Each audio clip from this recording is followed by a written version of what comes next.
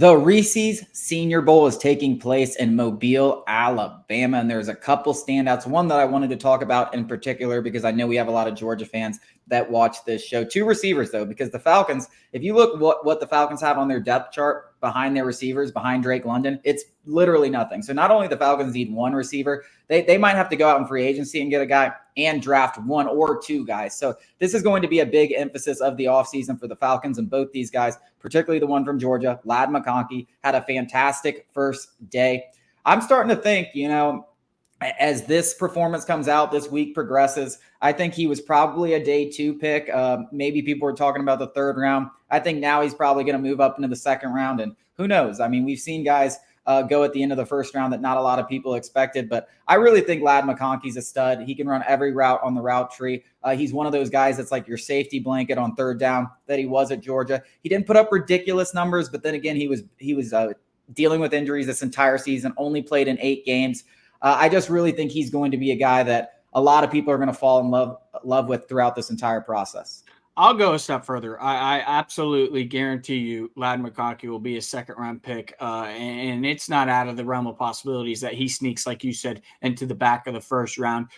Not only is he way more athletic than a lot of people give him credit for in terms of speed, his ability to get in and out of breaks, his understanding of the game in terms of leverages and how he can leverage the cornerbacks. If the cornerback's playing outside leverage, he knows how to get outside, even if that's the case. His understanding of the game is so much more advanced than, his age and experience that, if he finds himself in the right system, the right system is always important because if you're a wide receiver, you're very dependent on who the quarterback is, other than like Mike Evans, who's put up 1,000 yards regardless of who's throwing him the ball. And if Ladd McConkey somehow makes his way to Atlanta, you can absolutely expect Zach Robinson to use the hell out of him. He seems like a perfect fit for a Zach Robinson, Sean McVay type offense. Think Cooper Kupp, who can work in the slot. He can work out of motion. He can work on the boundary. He, like you said, run pretty much all of the route tree. And, calling him even sneaky athletic might be an insult at this point. The guy, and we're only saying that, like the only reason people say that is because he's white. The guy is athletic regardless. And I think that, a lot of Georgia fans know who Ladd McConkey is, but a lot of the country might not. And obviously, a lot of Falcons fans are also Georgia fans, so they know who Ladd McConkey is. He's an absolute dog, no pun intended. But a lot of the country might not know exactly who Ladd McConkey is. They will know by the time the NFL draft rolls around. Yeah, I mean, Georgia definitely threw the ball more this season. They threw the ball a bit more in Stetson Bennett's 2nd season. And you saw Ladd McConkey have, 800 yards and 10 touchdowns. He also rushed for 140 yards on 7 carries. I mean, when you talk about versatility, I mean, he can quite literally do everything. Safety blanket, understanding of the game, athletic. I really don't see a reason why this guy shouldn't be taken at the end of the 1st round. That's my preference, or that's my belief, but you never know. This is a loaded receiver class. There's a lot of guys. The other guy I wanted to mention is Roman Wilson. He's kind of cut from the same cloth, a guy that really understood defense as well at Michigan. You saw him make some huge plays against Alabama that won them the game to get them to the national championship, where he made some more big plays. He had 800 yards receiving. It's not the sexiest numbers, but a lot of this is about situations. We talked about J.J. McCarthy and the offense that they ran at Michigan. There's not going to be a guy at Michigan that's going to catch for 1,000 yards over 12 games. It's just not going to happen. You go look at Nico Collins back. Michigan ran a very similar style of offense, 3-4 years ago when Nico Collins was there. That guy's now has C.J. Stroud throwing him balls, and he looks like an absolute potential number 1 wide receiver.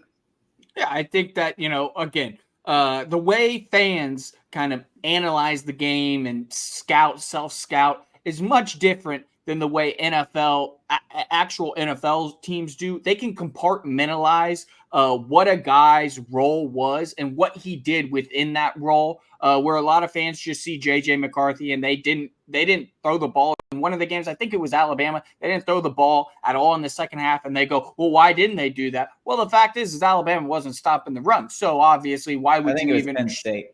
Or Penn State, excuse me.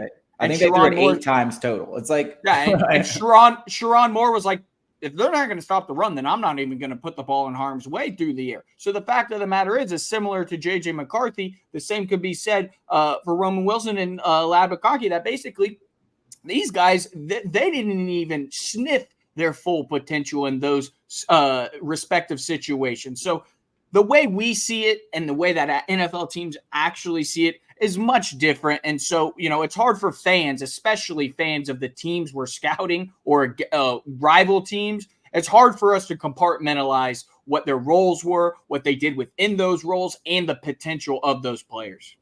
Yeah, I think what should excite Falcons fans, and if you haven't seen this Twitter video, there's a video when Sean McVay and Les Snead are drafting Puka Nacua in the draft room, and they're talking about, oh my God, like they just fall in love with this process. This is a 5th round pick, and it's like Sean McVay's like, oh, I already see his role. I already know what he's going to do it. That is what NFL teams are looking for, and these strengths in this tape. It's like, oh, he does this really well. I need this in my offense. This is a guy we need to target. Obviously, what Puka Nacua went out and did as a rookie, broke the rookie record for receiving yards, and looks like he's well on his way to being one of the best receivers in the league. So when you're talking about the Rams, you're talking about Zach Robinson. You hope similar conversations can be had in their green room, and they recognize one of these guys, whether it's Roman Wilson, Ladd McConkey, or someone else, can come in and have an impact immediately in the offense.